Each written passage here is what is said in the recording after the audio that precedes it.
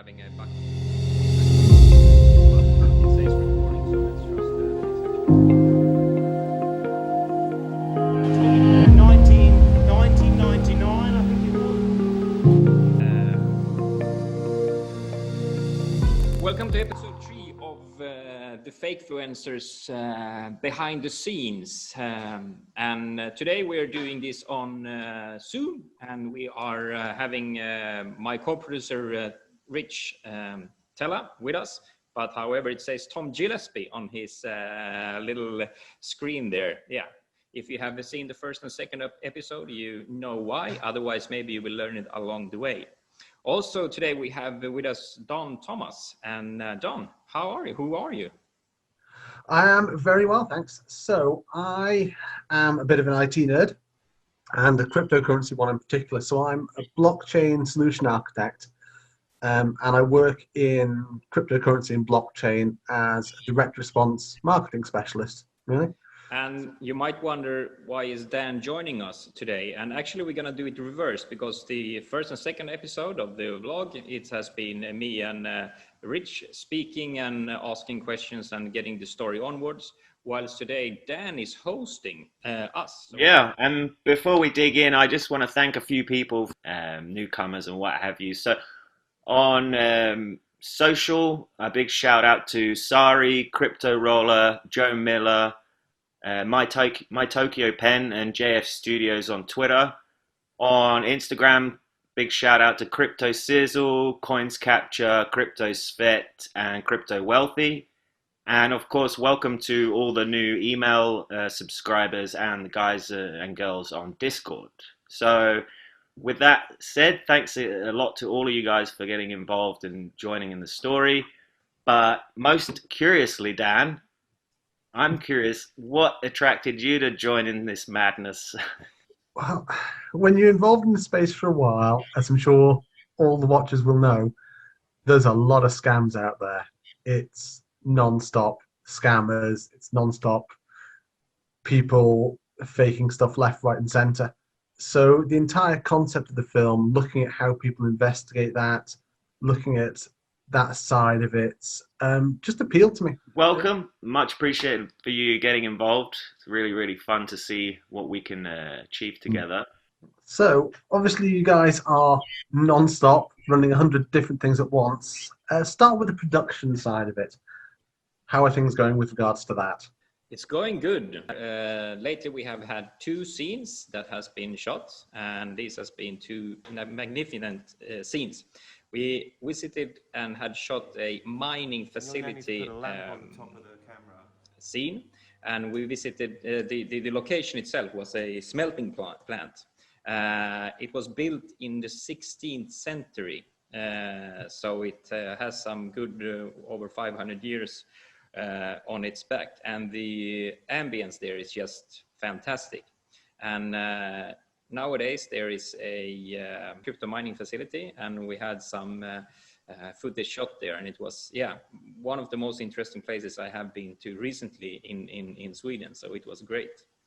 Apart from that, we also had a great actor on board. We had Malin Feldsen, who was doing acting a Bitman 360's mother. And we interviewed her, and she was on top of her game, and it was super fun to have her on the set. And she was even though she's not a professional actor, she acted like a professional actor and had all her lines covered just superbly. So it was great fun. There's a lot of other, I don't hesitate to say spin-offs, but other factors to the project which have grown up around it that you're developing. Tell me something about some of those. Which ones are going well? Have you scrapped any off? What are you really pushing for with that side of it?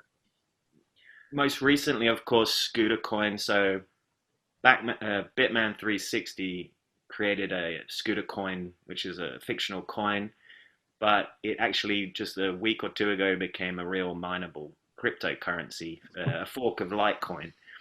And it's being mined right now. There's a difficulty adjustment that needs to be done. So that's due in another sort of, I think we're 50% through that adjustment which will make it a lot easier and, you know, faster transaction speeds, etc. Big shout out to Linus for making that happen, and also Midnight Industries, my mate James back at home, who's done all the branding and logo stuff for that. When you create a fake coin and you put it out, like you market it as something real through a fake character, and then it becomes real, it's like, okay, well, what's the utility? And there's a lot of questions that are unfolding around that coin, and what's the purpose going to be? On top of that, been reaching out to crypto influencers, both as myself and Tom Gillespie. And when I approached them as Rich Teller, I'm like, look, I'm making this movie.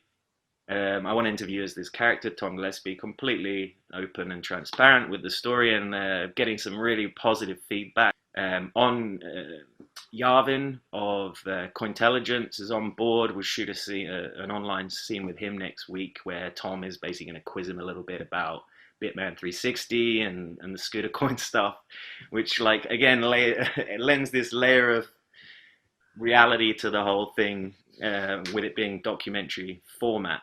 On top of that, in talks with Andreas Antonopoulos' team, I shot an interview with him a few years back, 2017, that I'd like to remix into the movie and have Tom take a portion of that interview and have Tom cut into it. Still waiting on a response there. But when I reached out as Tom Gillespie to a few crypto influencers, I got a hook up with Richard Hart. For those of you that don't know, he started Hex, H-E-X, which is some absolute financial alchemy at its finest. So some Scooter Coin t-shirts in, with his take of, on the back here, in Scoot We Trust, which is a crypto reference.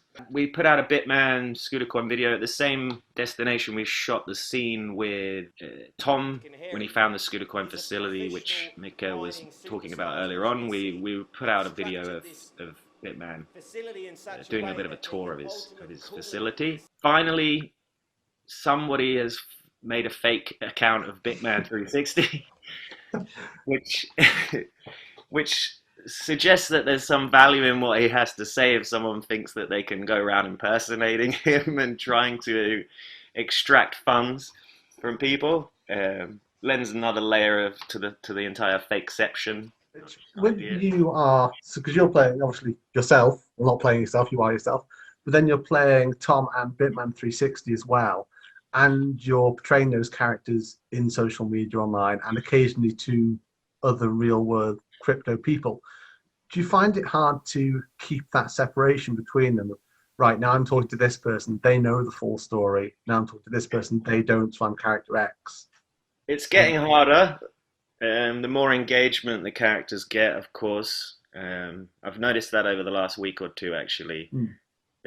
Yes, I can imagine it's going to get more confusing over time, but up to now it's been okay. I mean, I'm just surprised that nobody on social media, because they have some interactions like on Twitter and Tom Gillespie and Bitman 360, that nobody has said, like, looking out of the pictures, because I mean, it's you, and it's not that super difficult to see that nobody has out there and asked, like, hey, aren't this the same person? A couple of people over the months have been saying, like, how do I support you? How do I support you? You don't have any Patreon. You don't have any blah, blah, blah.